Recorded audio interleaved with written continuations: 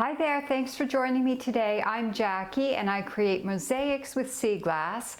And in today's video, I'm going to give you a really close-up view of some of the things that you can do to really improve your sea glass mosaic creating. Now, if you're just beginning making sea glass mosaics, you might want to check out one of my other videos that shows the process from start to finish.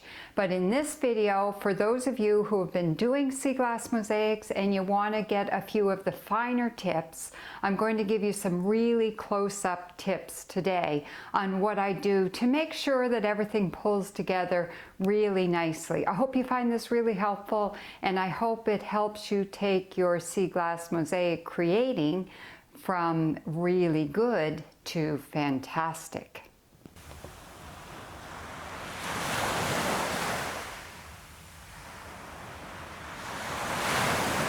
So I've been working on this sea glass mosaic. It is a dragon, and today what I'm working on is the full moon. So I finished my dragon and I want to do a full moon here. You can see the outline of the full moon on my pattern.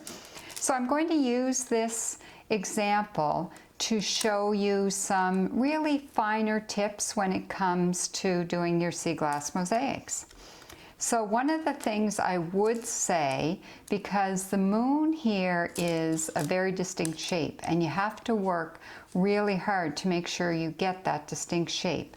So one of the things that I've done is I've taken a piece, or I've taken a book and I've put it underneath my pattern just to make sure that the pattern butts up against the glass really tight. So make sure that there isn't any slackness at all in your pattern, because if it starts to sag down, you could lose the perfect shape of the circle. The other thing that I would say, what I'm doing here is I'm taking pieces of sea glass that have a very sharp edge. And one of the finer details that really matters is getting the outline of a shape like this. So I'm picking out pieces of sea glass that have a sharpness, have a sharp edge, and then lining them up right along the edge of the pattern. And I'm going to go around and do the entire outline first. And I'm just putting a little bit of glue on the back of each one. And I usually do this. I like to glue as I go, but I will often line up a few pieces and then glue them.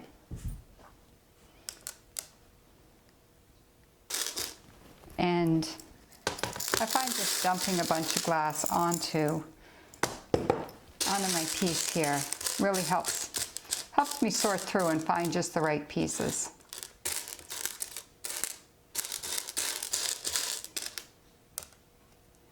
Now another thing I wanted to talk to you a little bit about is what you use for glue. So I have my two favorite silicones that I use. I'll show you a picture of those.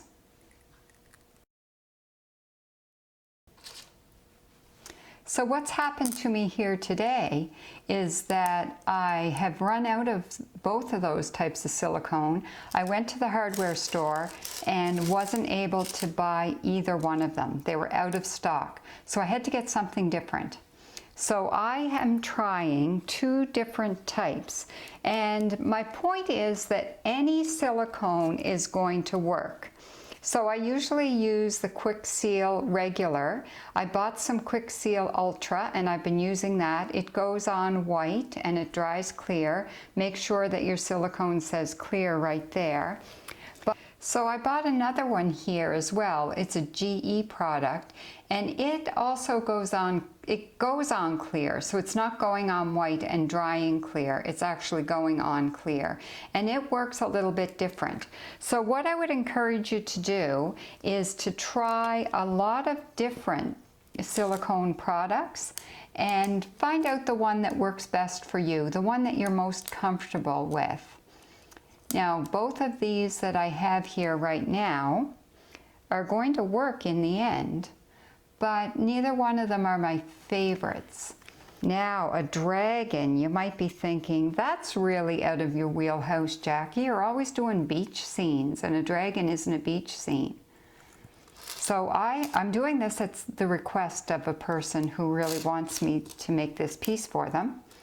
And I thought, oh, a dragon, that's really out of my comfort zone.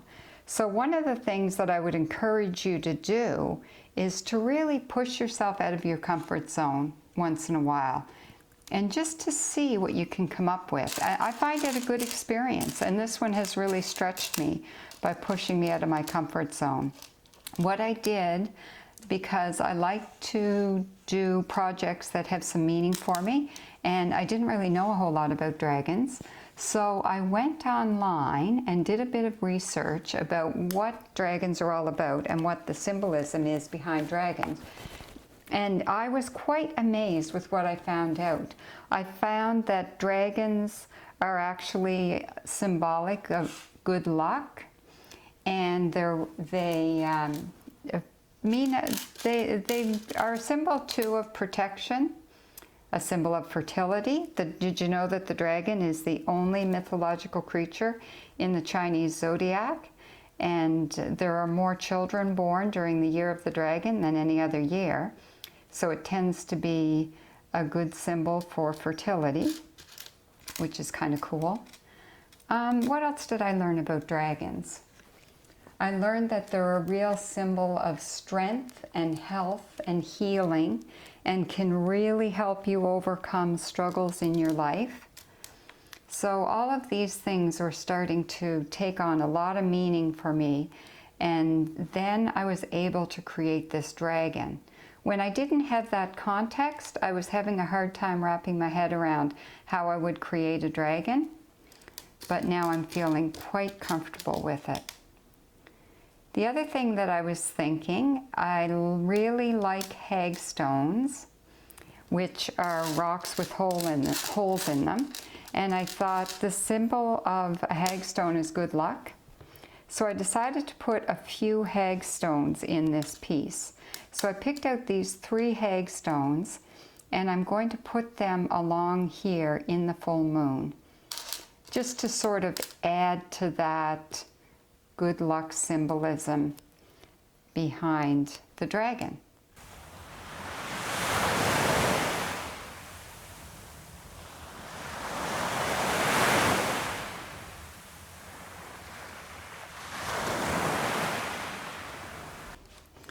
So when you get an outline like this done, just go around and be very careful to make sure that each one is lined up right on the line, just to make sure you don't lose any of your shape. Now the other thing that I like to do is, if I'm going to put 3 pieces here, I want them lined up. So I'm going to use my ruler, and I'm just going to set it down here just to make sure that each one of these rocks is lined up in a perfect line. Now with doing something with a hole in it, be careful to put your silicone rather on so that it's not coming through the hole. So I'll do that, and I'll get those in place. So you can see I'm putting a little bit on, squeezing a bit on the back. I was doing one of these classes this summer, and was talking about all the steps to creating a sea glass mosaic, and then I got to the point where I was showing the girls how to glue the pieces on, and one of the girls said, "Oh my God, you mean we have to glue on every piece individually?" She had no idea what she signed up for. It takes a while to do this, gluing on each piece individually, but it's well worth it. It gives the effect that I'm going for anyway. So now what I'm going to, whenever I do an outline like this, once I finish the outline, I do go away and leave it for a while, because I know I've got all those pieces of sea glass around the outline of my shape lined up, and I want to make sure that they stay in place, so I'm going to give them time to set before I start to fill it in. So I actually ended up leaving this to sit overnight, and now all of these pieces are really well set, and I can go all the way around the circle and not move the pieces, which is perfect, because now I want to fill in. So I'm going to zoom up here a little bit so you can see even closer what I'm doing. Now the key with filling in your pieces of sea glass is, like I mentioned earlier, you should have lots of pieces to pick from. And what you want to do is really play around with your pieces so you can get them to fit just like pieces of a puzzle. So you can see here I have this opening, and I'm going to look around until I find a piece of sea glass that actually fits in there. I like to put my pieces so that they don't actually touch one another. But as long as you have them pretty close fitting, it's going to read like one whole solid object. So you see where that one doesn't fit? It doesn't quite fit. I mean, it doesn't have to be exact, but it's sort of like your eye gets used to seeing the pieces fitting. Now, if I just took a bunch of pieces and went like this and filled them in, you know, which is what people sometimes do, it's going to look okay, but, you know, it doesn't read nearly as nicely as if you've kind of fussed with the pieces and make them fit kind of like the pieces of a puzzle. If you do find pieces aren't working once you get them in, you can always take them out again. You're not totally committed.